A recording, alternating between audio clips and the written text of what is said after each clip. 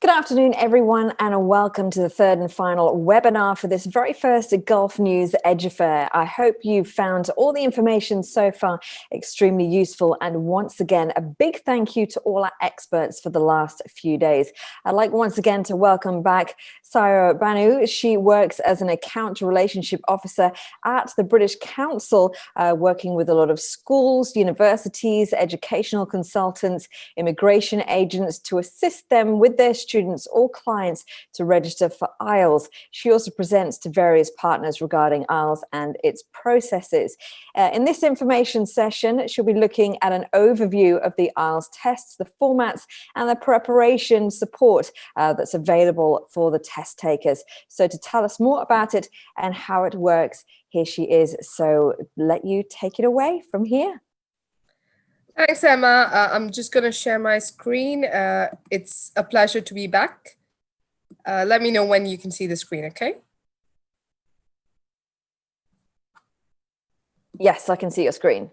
All right, thank you. Good afternoon, everyone. I hope this information session is as informative as it can be. So basically what we're going to talk about in this session is why choose IELTS, what are the test components, and how can the British Council help you? So in terms of these would be the three things that I would be covering in this session today. So first of all, why choose IELTS? Now, IELTS helps achieve life goals. So there are different stages in life where you might require IELTS as part of your employment or education, life. So on different stages, you might be requiring IELTS. IELTS is valid for 2 years from the test date. So if your exam is today, which is 13th November 2020, it will be valid till 12th November 2022, right? So in terms of the validity, it's valid for 2 years. And there are different angles in where you would be requiring IELTS as part of your, requirements. So let's go into the first one, which is higher education. We have 3 different types of universities that you would apply to. One could be local universities. These are universities based in the UAE, and they're universities which are like federal universities. So these are universities like Zayed University, Khalifa University, UAE University, so we have different universities that are based in the UAE. They come under local universities. And then we have the international universities, which are universities that have their branch campuses in the UAE. To give you an example, we have Hiratwat University, BITS Pilani, Middlesex University, University of Wollongong, Rochester Institute of Technology. So we have a variety of universities that are available here, whose main campus is not here. However, you have the branch campus here and you still get the same exposure. And then finally, we have the third category, which is international university abroad, which is basically any university that you're applying to in the rest of the world. Now, what you need to keep in mind is if the university that you're applying to, the main communication is English, then IELTS would be one of the requirements in the application process. Now, when it comes to career, you'd be like, why would I need it in career? We are living in a global world where everything is connected, and the one thing that connects all of us in terms of communication is the English language. And if you can prove your proficiency in that language, it always helps in terms of employability, and it also helps in terms of career progress. So the better your proficiency is, you're better in communication skills, which would help you go up the employee ladder, right? And finally, it's immigration. Immigration is when you are planning to migrate to a country where English is the main medium of communication.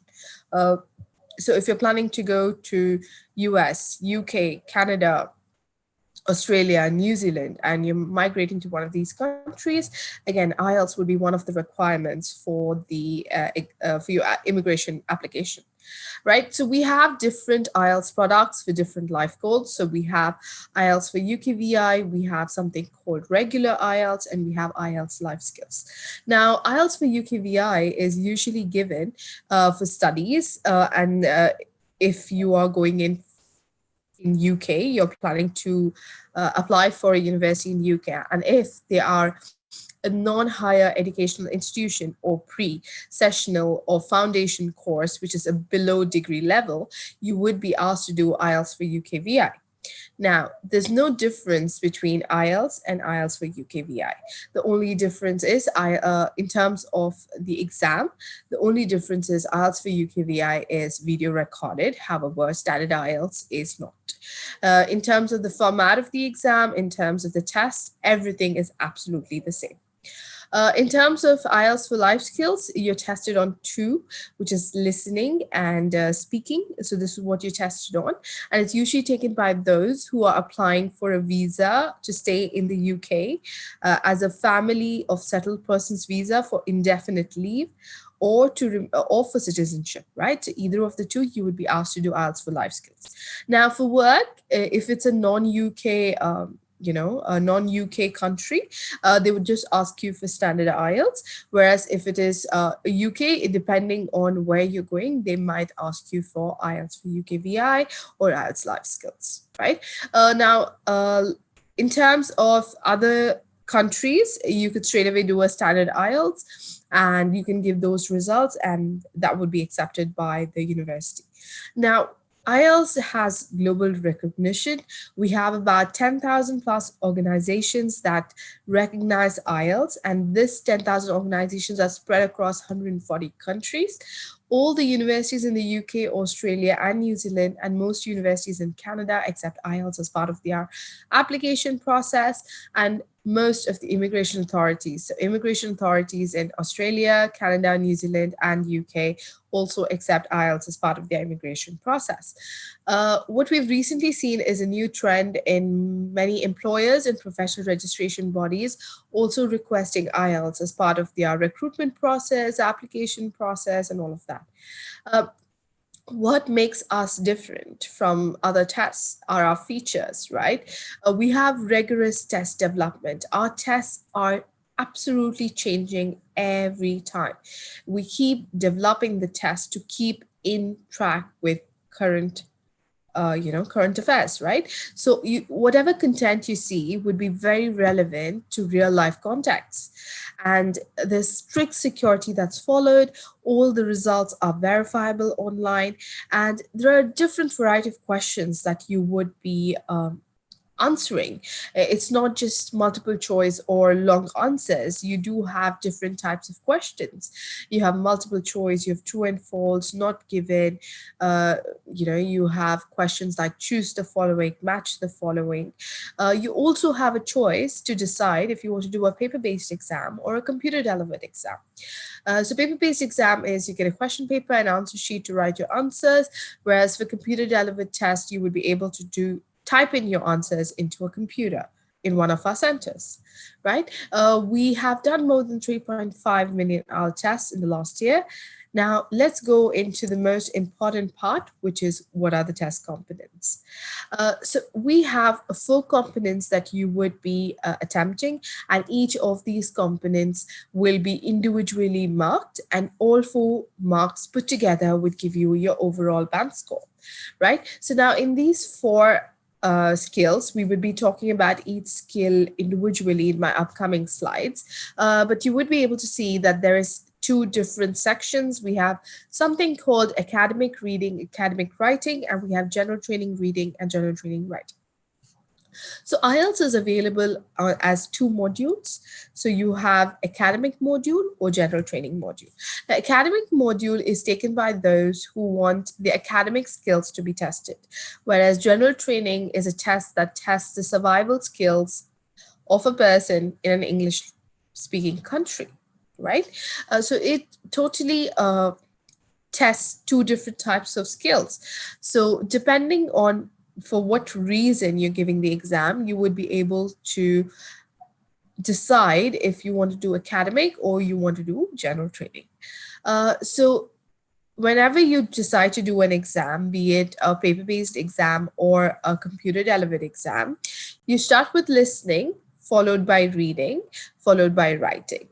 Speaking, it's an interview, it's face-to-face, and it's usually conducted few days before the exam or on the day of the exam or after the exam. The best part about the British Council registration is that you would be able to select your speaking test date and time when you register for the exam. Unlike previously, when that was not an option, we now have introduced this option wherein you could choose your speaking test at time and you would be able to come at your choice of time. So now let's go and talk about each module separately so that it gives you an overview of how the exam works and how you need to prepare for the IELTS exam. So first we have the listening test content. Now, listening test content is basically there would be a CD being played for a paper-based exam, or you would be listening to a pre-recorded recording for a computer-based exam. Now, in listening test, our main aim is to test your listening skills and also to ensure that you are listening to different types of conversations. So you have 40 questions that you would be answering in 30 minutes, and these 40 questions will be divided into 4 sections. So you'll have 4 different types of conversations, and you would be answering for each of those questions. So in terms of each section, let's go and check what it is about.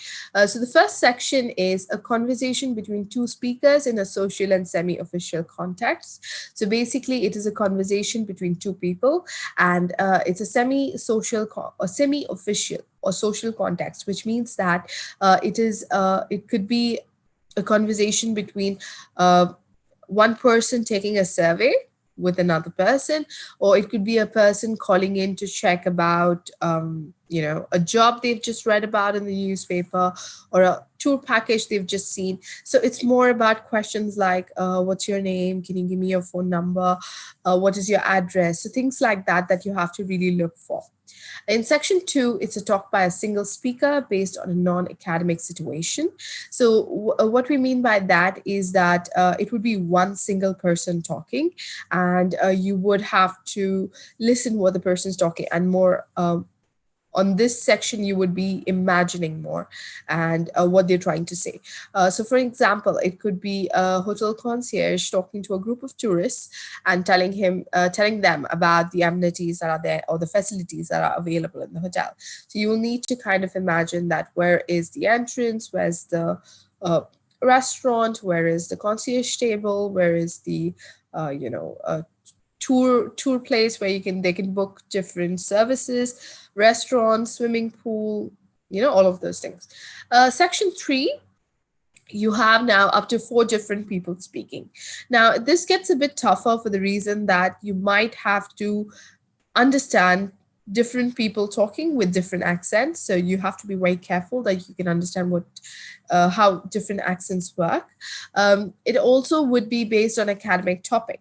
So it's going to be a conversation between a mentor and their students. They could be talking about a project, an assignment, or a course that they're doing.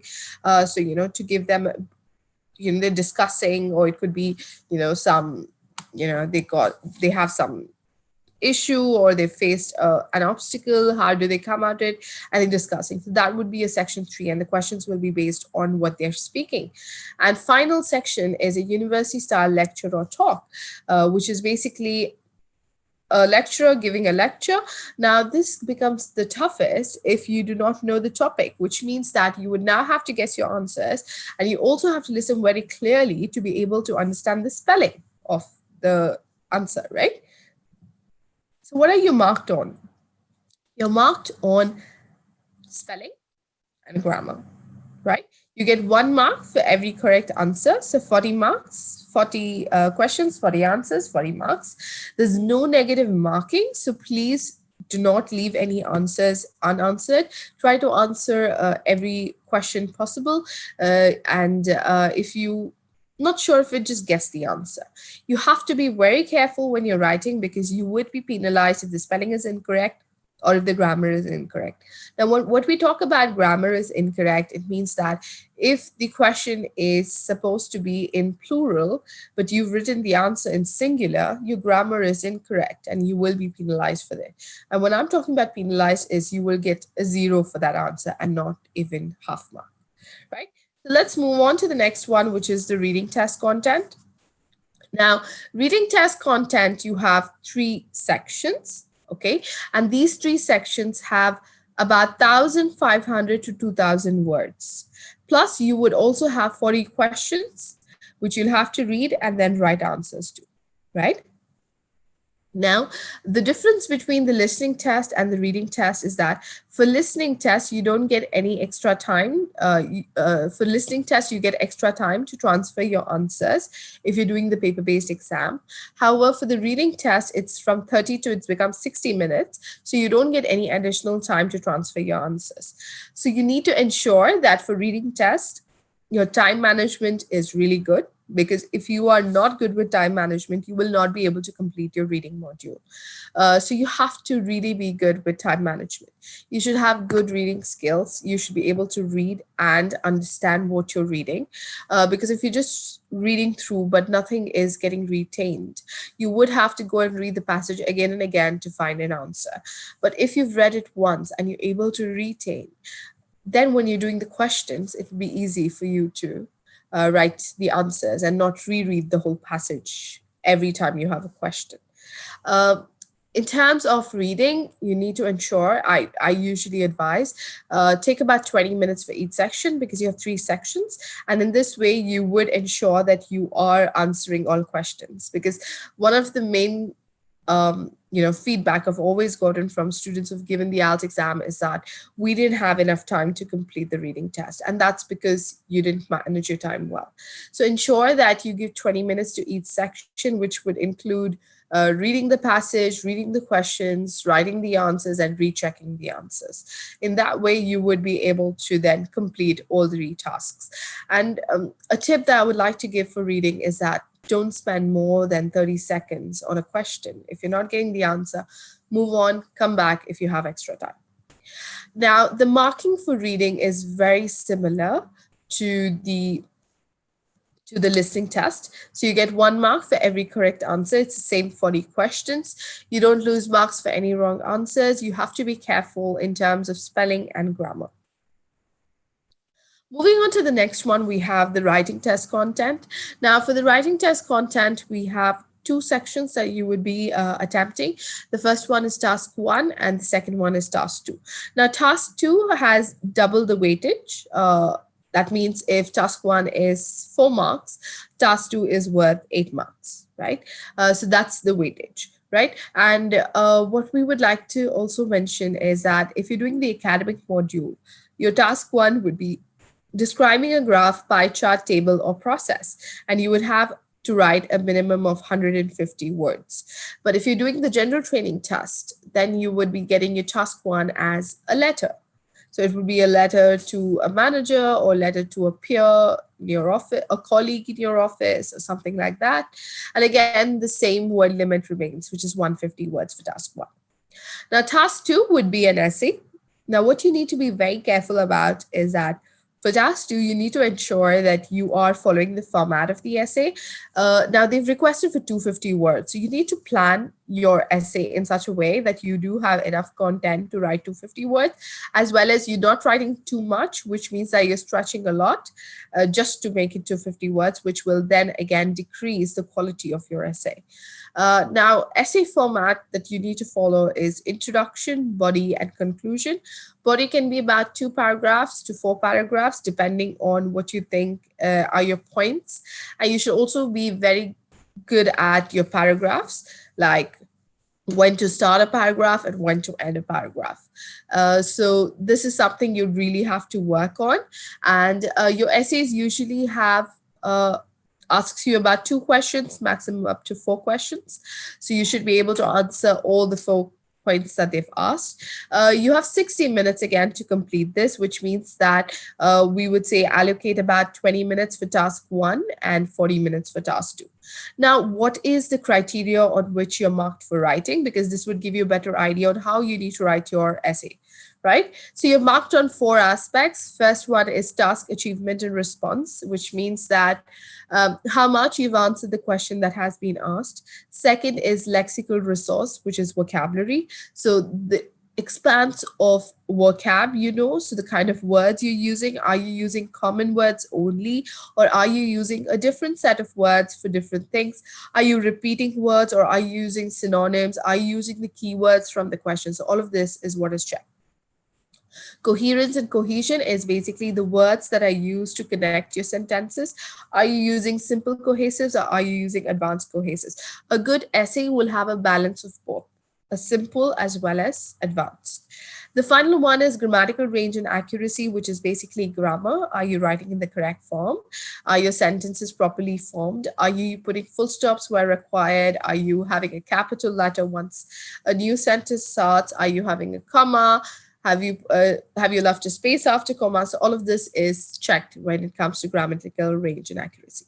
The final module that you would attempt is speaking test content, which is about 11 to 14 minutes. It's face to face. You'll have an examiner in front of you and you would be asked questions. Now, the speaking test is broken down into three parts. The first part is question and answers on personal topics, which basically means questions like, what's your name? Where are you from? Do you study? Do you work? Where do you live? Do you live in a building? Or do you live in a villa, house? Questions like these, which is about you. This is just to get you started and be able to talk about yourself. So one tip that I would always say is do not give one word answers, because that does not give the examiner the ability to mark you on your English proficiency. Now, the second part is unassisted short talk. So there would be a topic that's pre-selected, which the examiner will give to you. You would have 1 minute to prepare. So they'll give you a paper and pencil. You'll have 1 minute to prepare. And then once the 1 minute is over, you will be asked to speak for 2 minutes. Now, it's a short talk, which means it's a monologue. You would have to keep speaking. So ensure that you have enough information while you're speaking. So a tip for this, I would say, is when you're making notes in your 1 minute, do not write sentences, but more like make pointers on what you can speak about. The final part is a two-way discussion on more abstract issues, which basically is more questions on your opinions. It could be on current affairs, and it would be a discussion wherein we ask, what do you think about it? Why your opinion is like this, and all of that. Now, what are the 4 things that you're marked on? What is the criteria on which your speaking is marked? You're marked on fluency and coherence. So how fluent you are you able to extend your answers? Is the examiner understanding what you're speaking? Second is lexical resource, which again means the vocabulary. Are you using different words, or are you reusing the words again and again? Are you using very common words? Are you using uncommon words, phrases, idioms? All of this is what's seen. Third is grammatical range and accuracy. Again, grammar. Are you pausing where required? Are you giving the correct stresses and all of that? And the final one is pronunciation. Now, pronunciation is basically, are you pronouncing words correctly? Are you stressing where required? Are you having, when you need to change your voice modulation, are you able to do that? All of that is seen for pronunciation. Now, how are you marked? You're marked between 0 to 9. 0 being do not attempt the test, 9 being an expert user. So you have different scores. So you'll be scored individually for each module. You would get for each thing. So you would get 4, 4.5, 5, 6.5, 7. So depending on that, you don't get 0.25 or 0.75. They're just half bands or whole bands. And each band level has a different kind of user. Now, how it all comes together, we take an average of all 4 scores, and then we round it off to a 0.5 or a 0.0 to give you your overall band score. Now, if I have to look at candidate A, you have 6.5, 6.55, and 7 with an average of 6.25, which gets bumped up to 6.5 as it gets rounded off to the nearest 0.5 or 0.0. But if you see candidate C, the average score is 6.125 and it gets rounded off to 6 and not 6.5. Now, what is available from the British Council? How do we help you, right? So we have a lot of support for British Council. The ones who register with us, you get access to something called British Council Road to IELTS Last Minute, which gives you access to 30 hours worth of preparation for all 4 modules. So listening, reading, writing and speaking. We also have a Facebook page where you can ask questions and you would have IELTS experts answering those questions. We also have apps like British Council 1001 Ways, British Council IELTS, and IELTS Tips, which is very, very good if you're planning to do your IELTS. It has a lot of tips and it has a lot of information that would help you when you are planning to do your IELTS exam. We also provide an IELTS essential guide for every candidate who registers with us, which has a lot of practice papers that are made available, which will help you practice for the exam.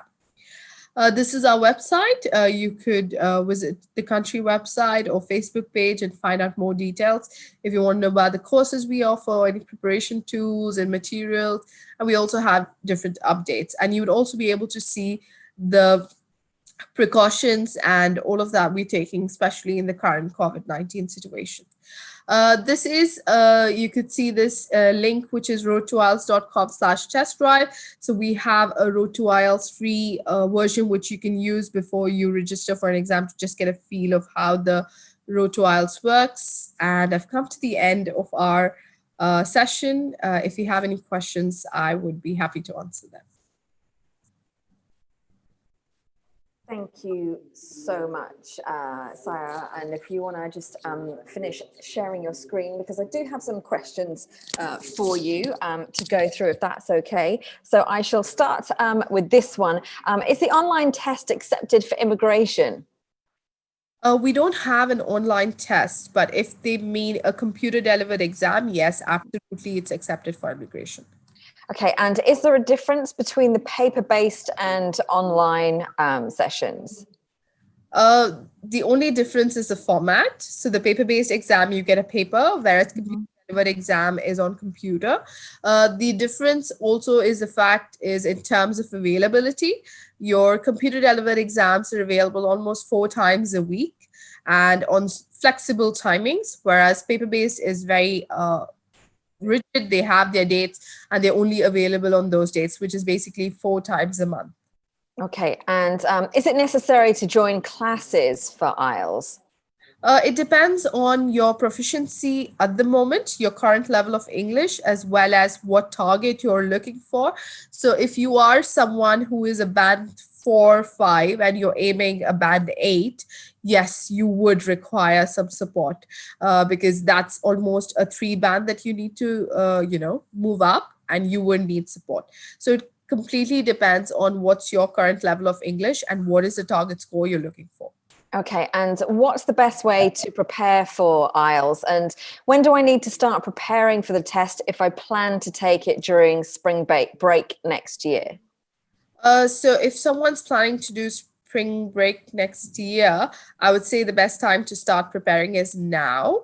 And that doesn't mean that you prepare on an everyday basis, but at least take out some time every week to kind of like go through questions, have an idea of how the format is, because I wouldn't say, you all are studying English on a daily basis, especially students. I understand that. But the one thing that you really need to work on is how to answer those questions, because English can get tricky sometimes and you need to understand what it means, right? So I would say you start now if you're planning to give in spring break. Okay, and how does the British Council conduct the IELTS at its test centres? How do we conduct? Well, how do I put it? So if you're asking in terms of precautions, we've put up a video on our Facebook page as well as on our website, which look at what are the precautions we are taking, especially in COVID-19. But just to give you a very brief overview, we do temperature checks as soon as you enter. You have health declaration forms. We have isolation rooms available if someone has a temperature of 38 and above. They're not allowed inside the test room unless it's dropped down or they are normal. So we check all the things before we let someone in. We also sanitize all our touch points because we take your fingerprint and all of that. So that's sanitized after every person use. We also have plexiglass between you and the venue staff or the examiner to ensure safety. So we are taking all the precautions we can to ensure safety of the candidates, as that is the first and foremost thing for us. And we've got another pandemic question to round off. I wanted to take my son to take the IELTS test this year, but he couldn't do so because of the pandemic. Is it possible to do the test online? We do not have the test online available. They have to come to one of our centers to do the exam. Okay, wonderful. So thank you so much for chatting to us about the IELTS tests, exams, and preparation for it. Again, it's been wonderful to speak to you, and thank you for taking part in the Gulf News Edge Affair. It's been amazing to have you here. Thank you so much. Thank you so much, Emma. It's been a Thank you. pleasure as well. Have a nice day. And you take care now. And I would just like to say thank you indeed to all our panelists who have taken part and experts over the last 3 days in the Gulf News Edge Affair, the first one of its kind here. It's been absolutely amazing, very informative, very entertaining at times as well. I hope we've managed to get through a lot of your questions. And from all of us here, we hope to speak to you again very, very soon. And thank you so much.